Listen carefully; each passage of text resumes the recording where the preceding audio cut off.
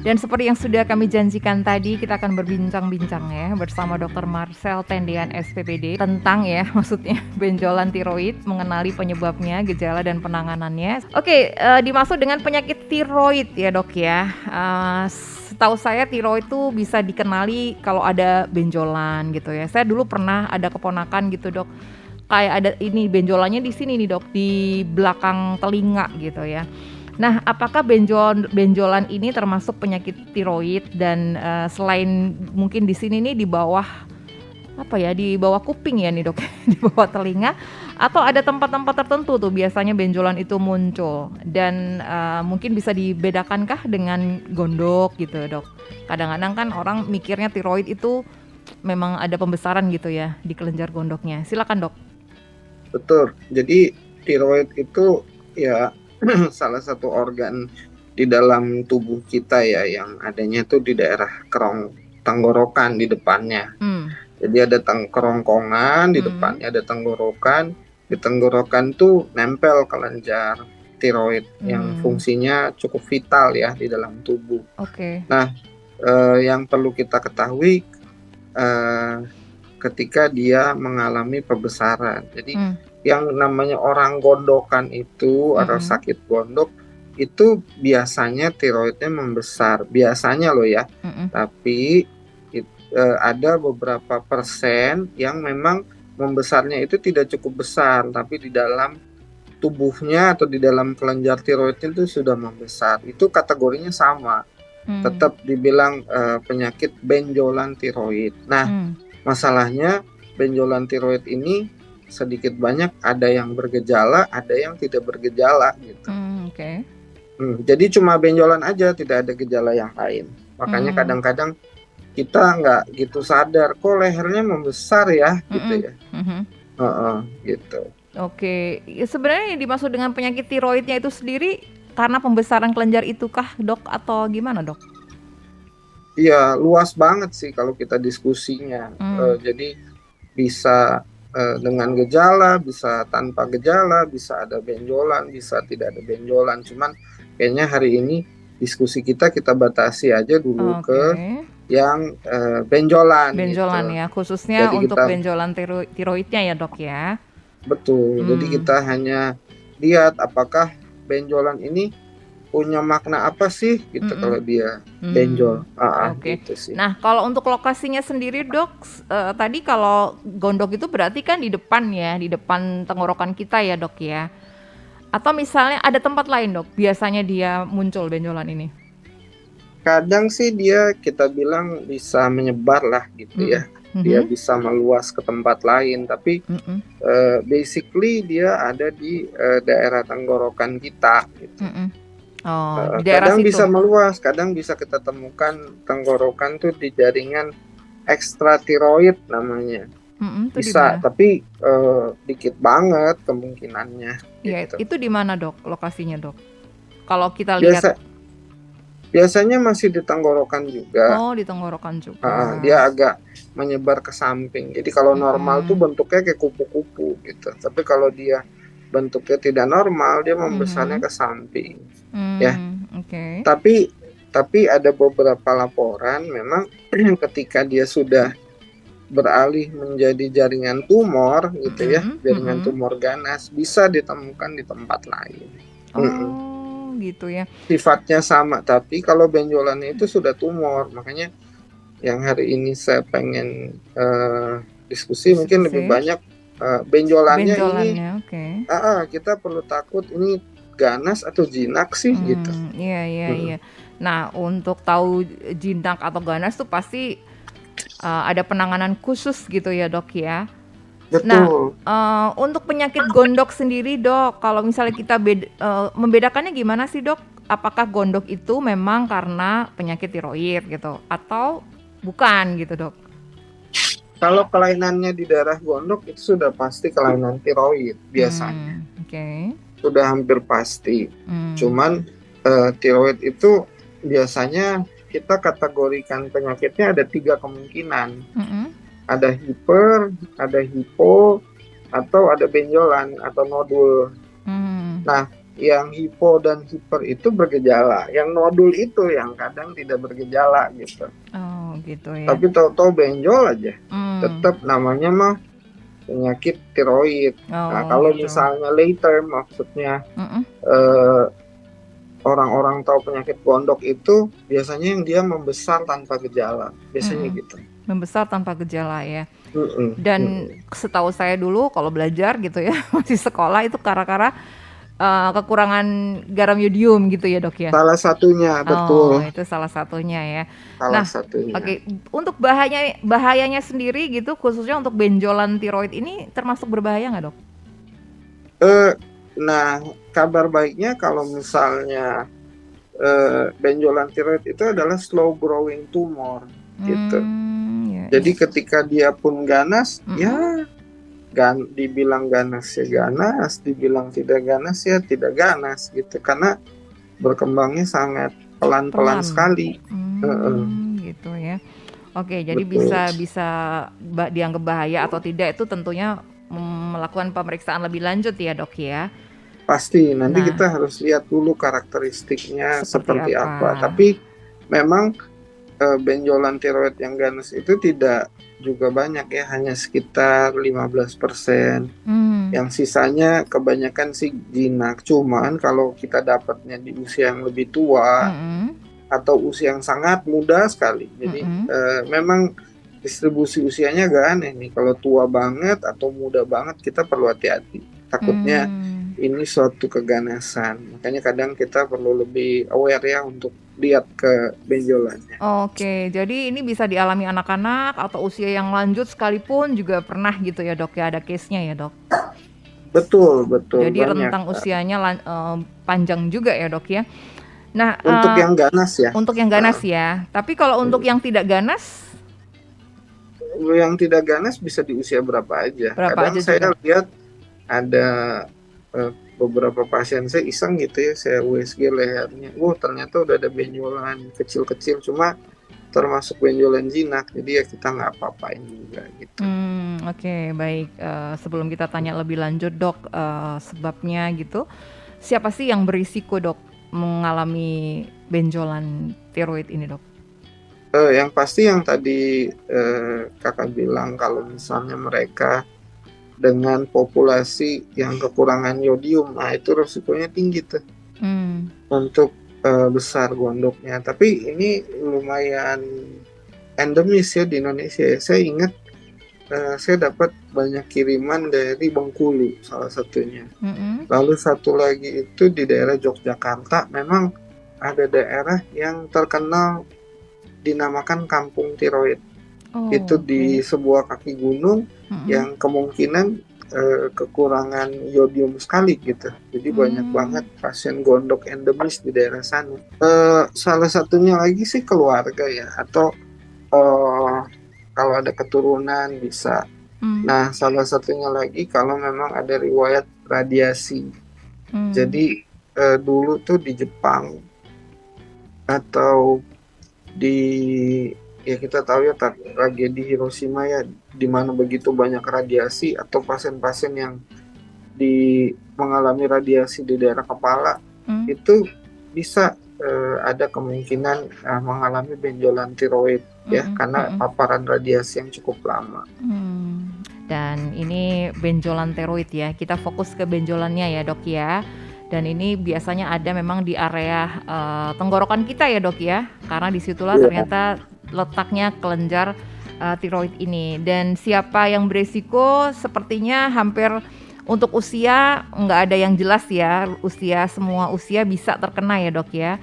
Salah satu penyebabnya tuh kurang garam beriodium tadi, dan mungkin ada faktor keturunan juga ya dok ya, mungkin ya, karena lingkungannya memang tidak cukup mengkonsumsi garam yang beriodium pasti ya dok ya.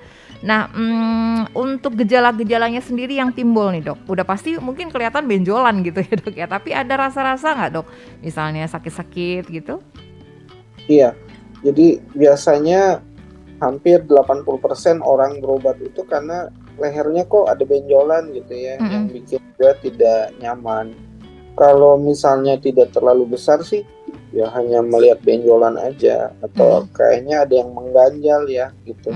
Tapi kalau udah kayaknya benjolannya ini kanker, memang beberapa gejala yang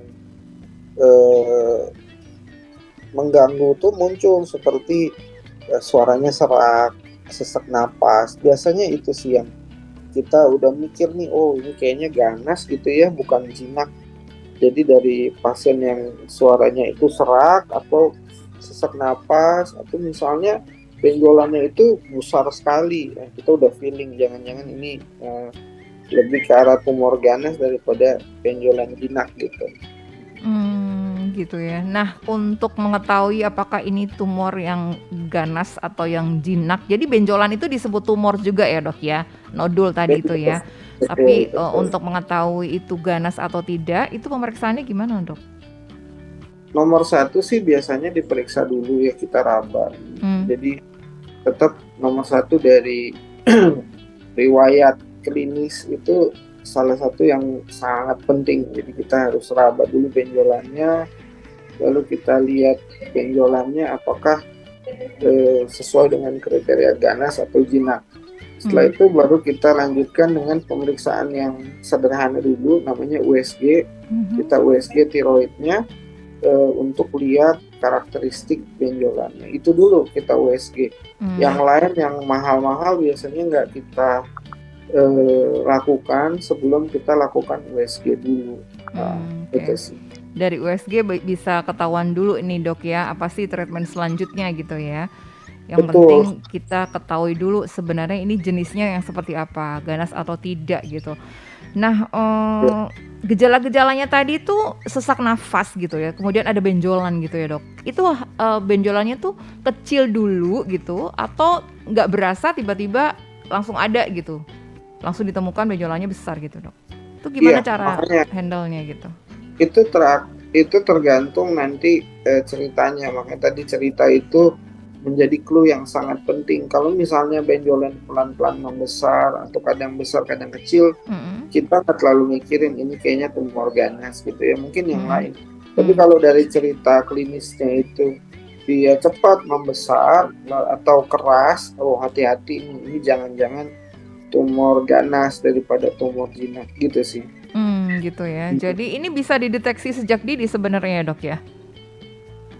Bisa, cuman kan maksudnya tidak atau bukan pemeriksaan yang harafiah secara lazim kita periksakan tiroid itu gitu, hanya berdasarkan keluhan. Jadi kalau kita periksa secara fisik juga kemungkinan terdeteksinya paling hanya 5-10%.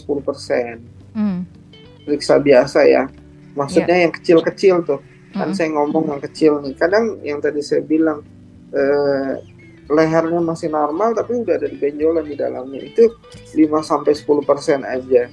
Makanya kadang kita perlu USG untuk lihat, oh ini kecil udah ada yang berubah gitu. Cuma kan itu bukan lazim ya. Jadi memang biasa lazimnya pasien datang berobat itu ketika sudah ada benjolan gitu sih.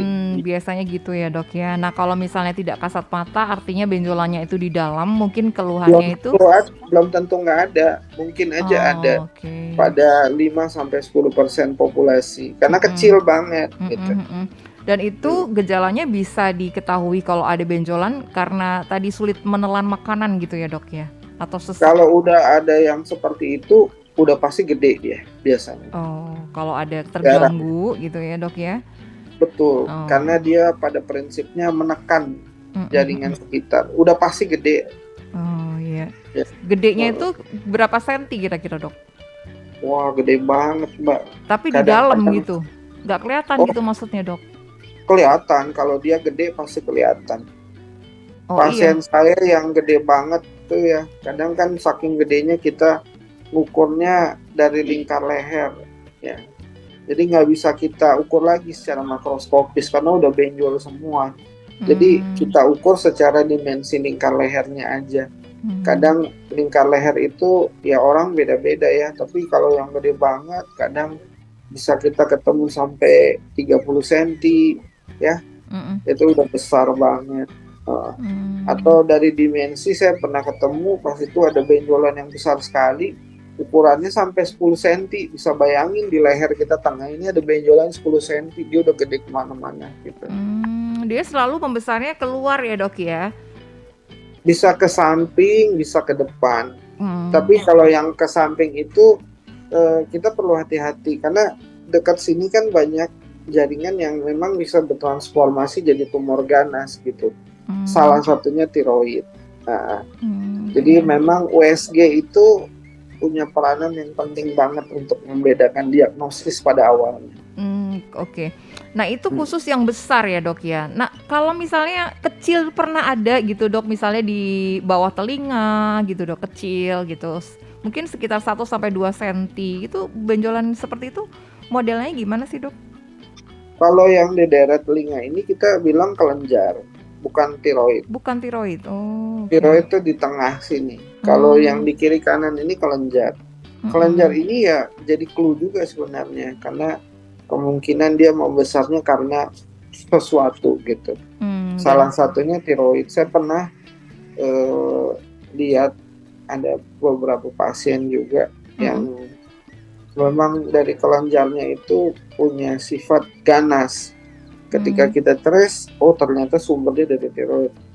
Tapi banyak sekali keganasan yang full, maksudnya yang memang aliran kelenjarnya itu ke situ. Jadi dari tenggorokan, kerongkongan gitu ya. Kalau ada kanker kadang di sana juga membesar.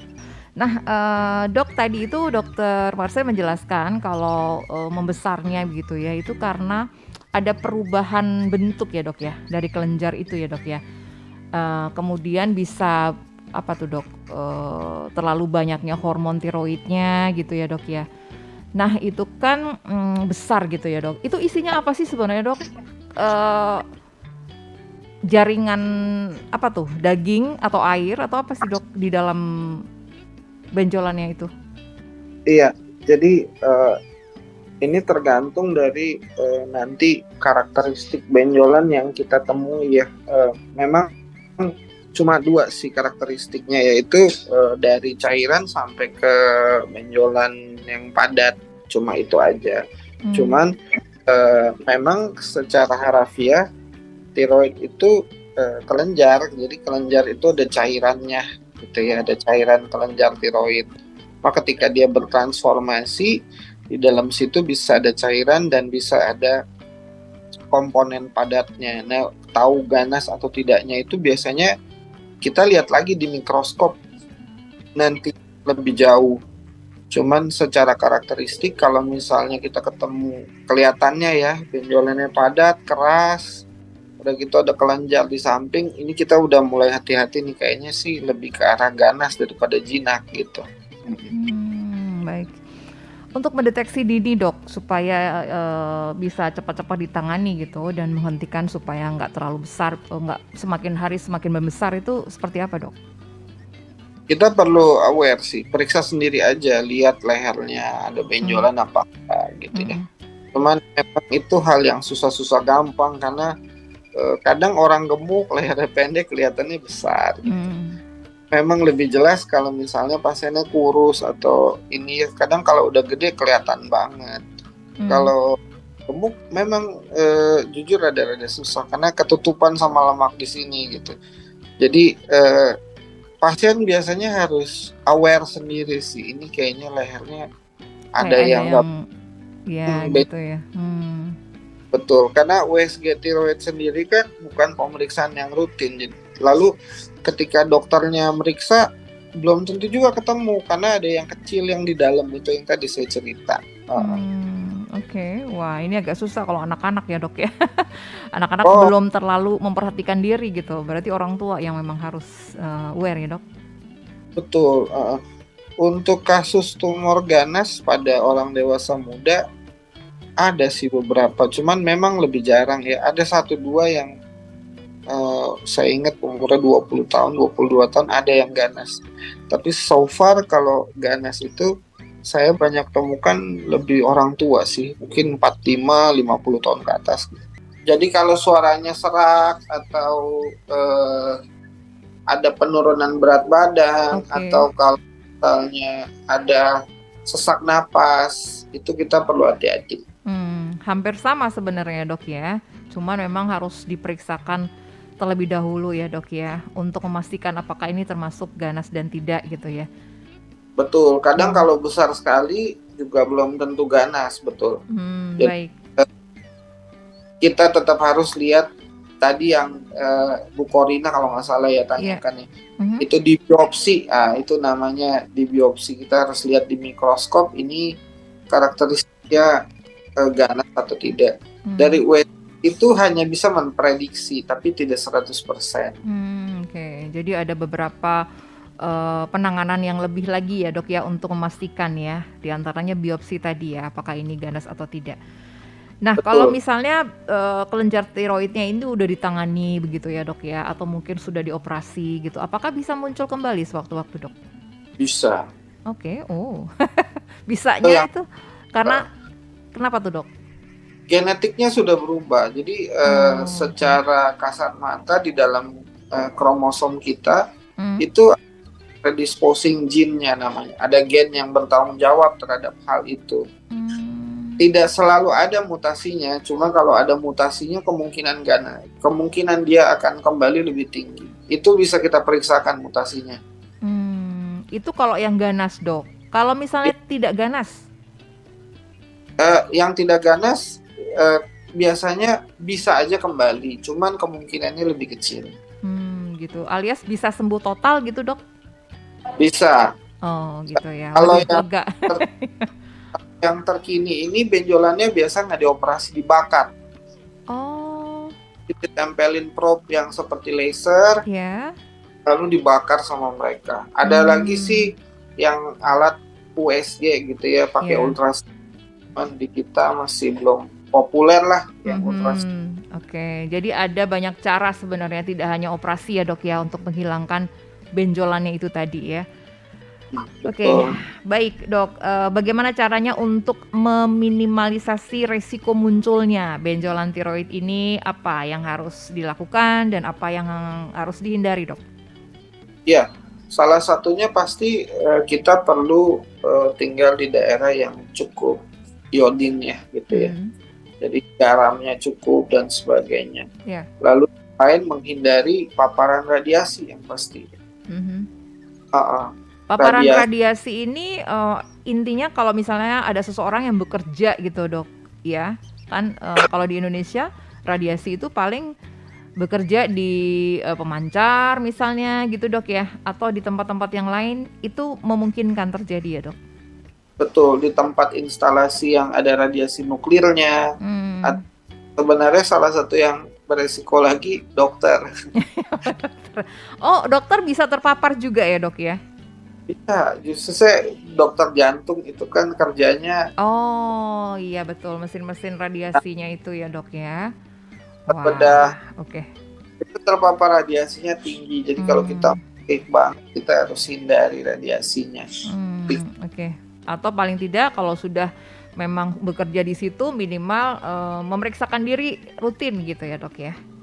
Betul, cuman ya itu lagi-lagi ini kan namanya hal yang genetik ini, kadang-kadang orang punya risiko ya, punya bakat lah kita bilangnya. 100%. Jadi memang mereka punya dampak yang lebih tinggi, tapi tidak 100%. Jadi ada yang mungkin bekerja di tempat-tempat radiasi is gitu ya dok ya. Tapi ada juga yang mempunyai bakat, akhirnya terjadilah seperti itu benjolan tiroid begitu ya dok ya. Nah itu tadi ya hal-hal yang harus dilakukan. Untuk gaya hidup udah pasti ya dok ya, harus